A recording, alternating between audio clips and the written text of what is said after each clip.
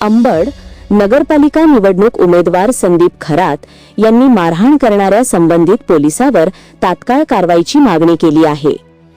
काही नाही, सकाळपासून एकदम सुरळीत उत्साहात वातावरणामध्ये मतदान चालू होतं. अंबड नगरपालिकेच्या याच्यामध्ये सगळे व्यवस्थितपणे मतदान प्रक्रिया चालू असताना दुपारा 3, 3:15च्या दरम्यान विषय असा होता की मतदानाची टक्केवारी किती.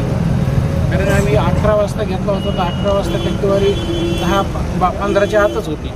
म्हणून 3च्या दरम्यानमध्ये एखादी टक्केवारी घ्यावा आणि त्यानुसार आपल्याला पुढचं कोण राहिले काय राहिले उमेदवाराच्या डोक्यात हा असतो. म्हणून आम्ही तिथं टक्केवारी घेण्यासाठी मी आत गेलो. मी उमेदवार असल्यामुळं आत गेलो. म्हणजे चला आपण सगळे BLOशी चर्चा करू. माझे 3 बूथ आहे माझ्या प्रभागाची, म्हणून मी तिन्ही याला भेट द्यावं म्हणलं आणि त्यांच्याकडून BLO किंवा झोनल जो असेल त्यांच्याकडून टक्केवारी घ्यावं म्हणून सांगून मी पोर्शनमध्ये गेलो. मी पोर्शनमध्ये जात असताना म्हणजे आज जायच्या अगोदरच बाहेरच्या वरांड्यामध्ये जे काही इथला ड्युटीवर असणारे पोलीस अधिकारी एकदमच पळत आले पाठीमागून, बाहेर व्हा बाहेर व्हा बाहेर व्हा बाहेर व्हा म्हणून वरडा लागली. आणि मी म्हणलं 2 मिनटं म्हणलं हे घेऊ द्या, म्हणजे आपल्याला जे काय म्हणतो ना आपण टक्केवारी पर्सेंटेज घ्यायची मतदानाची ब्युरोला चर्चा करतो. नाही तुम्हाला सांगितलं ना बाहेर व्हा म्हणून. अरे मी उमेदवार आहे, त्यामुळे ते उमेदवार वगैरे काही नाही म्हणे तुम्ही बाहेर. म्हणलं उमेदवाराला काढता येत नाही. ते म्हणजे मला शिकवू नको. मी म्हणलं मला येड्यात काढतो का, मला चुत्या समजतो का. मी हा शब्द वापरल्यानंतर त्यांनी डायरेक्ट मारायला सुरुवात केली आणि त्या ठिकाणी धक्काबुक्की झाली.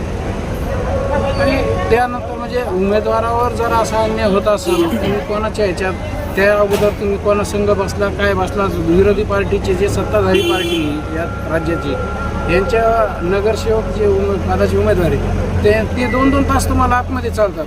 ते मतदारांना घेऊन चाललेत. आमचा एकही प्रतिनिधी तिथं नाही. आणि आम्ही आलो म्हणजे तुम्ही एकदमच म्हणायला लागले बाहेर व्हा. म्हणजे पोलिसांचं ह्या सत्ताधारी पक्षासोबत मनोमिलन आहे का. हा अधिकारी त्यांच्यासोबत एकत्र होऊन सनी आम्हाला हे टार्गेट करतो का.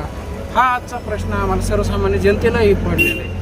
कारण पोलिसांच्या बाजूनं आतापर्यंत लढणारा मी पोलिसांकडून आज पहिल्यांदा ही घटना अशी व्हायला लागली की मला सुद्धा अशी म्हणजे भविष्यात वाटली नव्हती की असं काही घडेल. काय संदर्भात काही तक्रार तुम्ही करणार आहात? 100% मी निवडणूक आयोग संबंधित PI यांच्याशी चर्चा केली.